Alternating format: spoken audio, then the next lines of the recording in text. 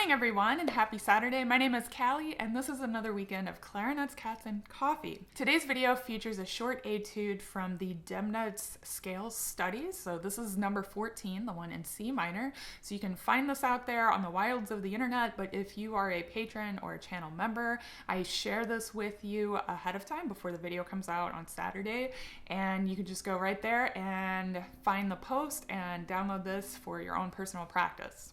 I thought this would be a nice little etude to share with you guys.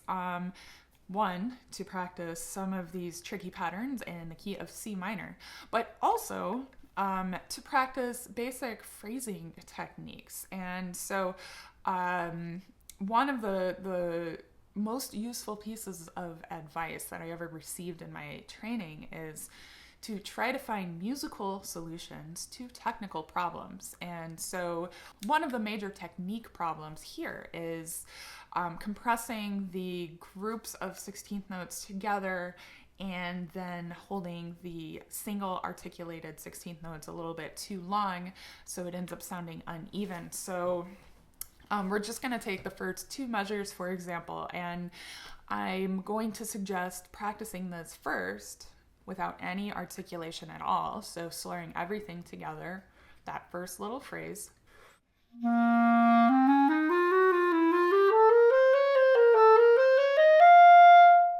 So it's nice and even. You can do your phrase shaping up and down, up and down. Now when you add the articulation in on the second measure, the slur 3 tongue 1 grouping, think about phrasing that fourth 16th note to the next group of 16th notes. So I'm just going to do that second measure there. So it will sound like.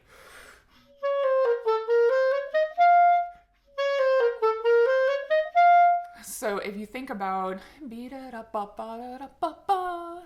it can help keep the music moving forward without compressing everything into the beginning part of the beat. And then the other thing is, if you emphasize just a little bit the first note in the group of 3 that's slurred together, it'll give yourself a little bit of an anchor so you don't rush through. So the tendency is to, or something like that, right? So if you think about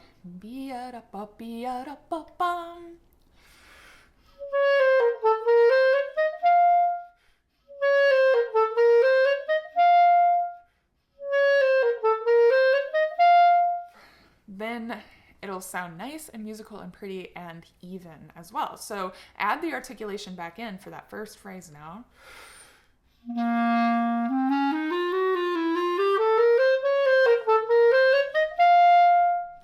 And it'll sound nice and even and clean and expressive as well.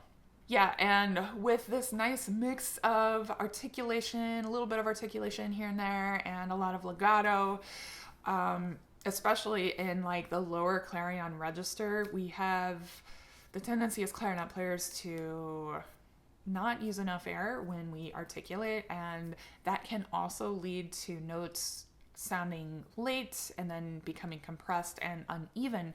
So try to play this. Think about using your best air for what you would do if you were playing legato. And when you add your articulation in, try not to change the position of your jaw or your mouth to change the sound of the articulation. So a lot of times, you know, even in just that second measure, the E flat won't come out if we're tense whenever we tongue. So we have to stay relaxed and keep the wind moving forward. So the most important thing is to make the notes speak.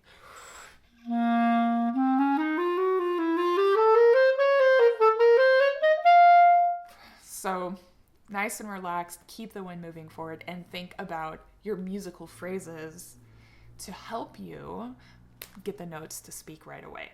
All right, there's so much more that we could talk about in this little etude, but I think that you guys will just have to have fun practicing this on your own and discover this etude for yourself. But if you have any cool like musical solutions for technical problems that you want to share with the community, leave them in the comments below so we can all learn from each other. I look forward to hearing you guys post this up on the Facebook group, and I hope you have a nice weekend this week and a good week next week, and as always, happy practicing.